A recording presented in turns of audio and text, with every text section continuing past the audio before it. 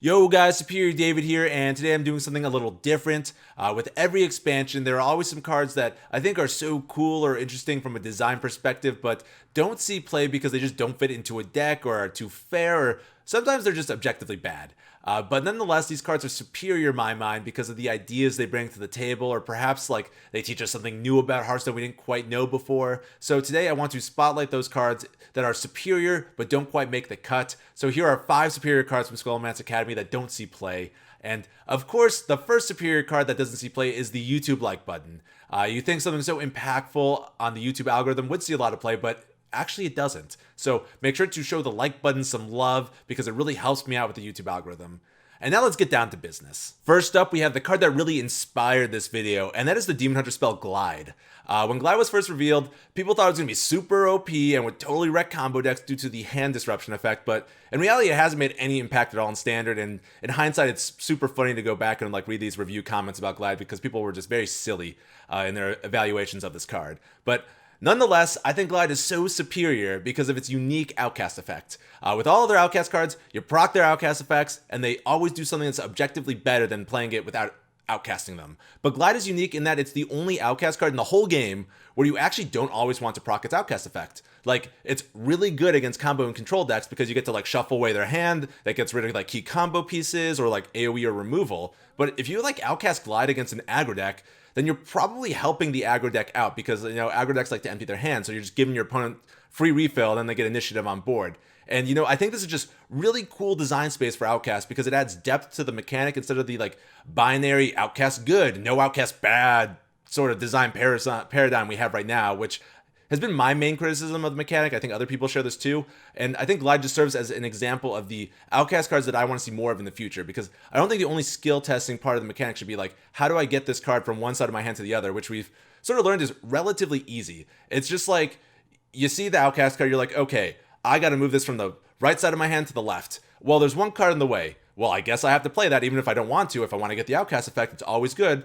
So I have to play this card even if I don't want to. And it's you're not making decisions. The cards are sort of forcing you to play them how the designers have sort of designed them to be played. And if we have more flexible Outcast cards where it's not clear if outcasting it is good or bad, then the players get to make more decisions. And I think that's just generally good for the mechanic. So anyways, even though this card sees no play at all, Glide is a rock star in my eyes in terms of design. It gives me hope for the future of the Outcast mechanic. Now, speaking of cards that give me hope for the future of mechanics, we've got the Shaman Druid dual class spell Runic Carvings. I'm going to be honest with you guys, not a big fan of the Overload mechanic. It's too restrictive, and most Overload cards tend to not be good enough to compensate for the lack of mana the following turn. Unless, of course, you're the 4-mana 7/7. Gotta pay your respects to the OG Overload meme himself. But anyways, Runic Carvings is superior because you could do something normally, or you have the choice to overload to do something more powerful, and just having this decision tacked onto the card makes it so much more interesting than every other overload card. And it just makes me wish that more overload cards operated this way. Take Lightning Storm, for example, aka the most frustratingly unreliable AoE spell in the game. It overloads you, but sometimes it doesn't even do what you want it to do. You roll all 2s and you don't even clear off the board. It's happening many times, super frustrating. But imagine instead if Lightning Storm initially just dealt 2 damage, but you had the choice to overload to deal 3 damage. Now all of a sudden, instead of relying on RNG to determine the outcome of this board clear, you actually have some agency in what you're doing, and you need to weigh the cost of not having those 2 mana crystals the following turn, and just adds more depth to the card. So Runic Carvings may not be the best card in the game, I mean, it seems like a little play in Shaman, but it's really not that great. But I think the idea it brings to the table is so cool, and it makes me so sad that it's a dual class spell because I feel like we're not going to get more Overload cards like this. But if they ever do a redesign of Overload, I think this is the way to do it to make it just less frustrating to play. Now, moving on, we have a spicy neutral minion that I'm still shocked no one has managed to break yet, and that is Educated Elekk. I find this card to be so superior because not only is its effect unique, but it's something that you can't really pull off in a physical card game. And I love when the devs lean into the digital aspect of Hearthstone when designing cards. I'll be the first to admit it, I'm a total sucker for stuff like this. I just think it's so cool. It makes me go wow, I am playing a digital card game. And I think it helps Hearthstone feel different from some of these other card games like Magic the Gathering or Yu-Gi-Oh! And I think that's important for the long-term health of the game. But anyways, for such a cool effect, I find it borderline criminal that the only play Educated Elekk has ever really seen is when you randomly summon it off of Exotic Mount Seller. It's sort of like occasionally popped up in Turtle Mage before the nerfs, of course, to shuffle like a Potion of Illusion back into your deck if you like happen to draw both. And I thought that was like really smart use of the card, just the really smart, big brain stuff. But other than that, Elekk doesn't really fit into an archetype at the moment. It seems like ideal in like some sort of combo or like a fatigue deck, but like those aren't really in the meta at the moment, unfortunately. I mean, maybe like a little bit of Control Warrior right now, but they've got like a Lysiana for fatigue, so maybe we'll see Educated Elekk after rotation. I don't know. I sort of hope so because I think the card is just so cool and its unique effect it blows my mind. And I think the potential is there. I'm just not big brain enough to figure it out. So if any of you guys could break the card, please do it. And if we happen to end up in a super oppressive Educated Elekk meta, I will repeat what my lawyer has told me. I, Superior David, am not liable for any bad metas, past, present, or future. But enough of the legal mumbo jumbo. Next up, we have a dual class legendary minion that I was so hyped when it was first revealed, and it ended up not really going anywhere, and that is Shando Wildclaw. Shan'do is superior because it embodies what I think a dual class card should be. It finds that common ground between the two classes and plays up that commonality to create a card that celebrates both classes. And in the case of Shando, it like plays up the beast identity that we've seen time and time again in Hunter and Druid, and uses the Druid choose one mechanic to offer like two really powerful flexible effects, basically like a Keleseth or Faceless Manipulator, but just for beasts. And you would think with such a powerful flexible effect that Shando would find a place in like at least one of these classes, but unfortunately she hasn't.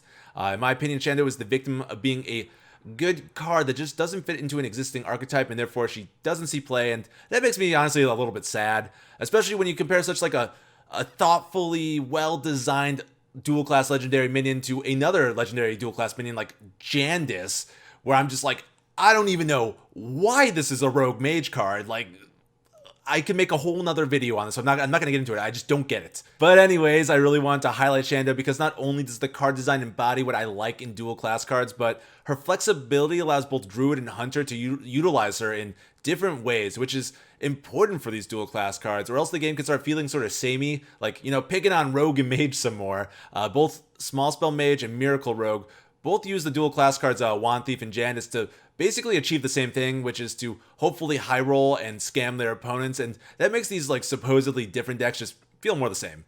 And I think when the devs eventually revisit dual class cards, because they will definitely revisit dual class cards, they should design more dual class cards like Shando, but maybe like crank up the power a bit to make them more playable. Next up, we've got the final superior card from Scholomance Academy that doesn't see play, and admittedly this one sees a little bit of play, but it's far less than what it used to see, so I feel like I needed to include it on this list, and that is Transfer Student.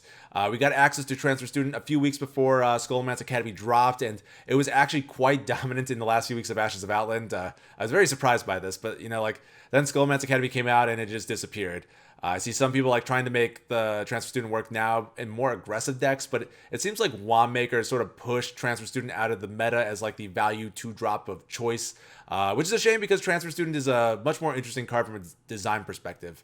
Like when it was first revealed, it was super polarizing because you look at it and you're like, great, now the board does something random too, which I think a lot of people got hung up on, myself included. But once you play with the card, you realize that the effect is no different than any other RNG-based outcome card in Hearthstone. It's just that the board controls the random outcome instead of some random number generator in the background.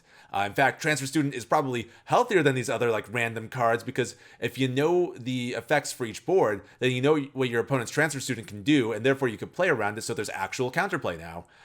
So like if you couldn't guess, I think the design of Transfer Student just makes it so incredibly superior, and the fact that it can evoke such a strong response from the community and start these huge debates over randomness is interesting. It also just highlights how like developers and players sort of view games differently. Like for instance, the developers made this and were like, oh yeah, this is like any other random card and players will love it. But like players went crazy over the perception that something outside the game, like the game board, now impacts the game. And I find this like difference in perception to be hysterical. And every time I think about it, I think it's just like quite a shame that Transfer Student just doesn't see play anymore. And there you have it, guys. 5 superior cards from Scholomance Academy that don't see play. These cards may not really see play right now, but that doesn't mean they won't see play in the future. We've got rotation coming up, and we've got probably more nerfs and buffs, and of course new cards on the horizon. So you know, maybe someday these cards break through, but, you know, as of right now, they don't see play. But hold out hope, guys. Believe. And if you like the video, make sure to like it. And of course, comment if you think I missed any cards, if you don't agree with anything I said. And if you're digging the video, you made it this far, you might as well subscribe. It really helps me out. Thank you guys so much for watching. I'll see you in the next one. Later.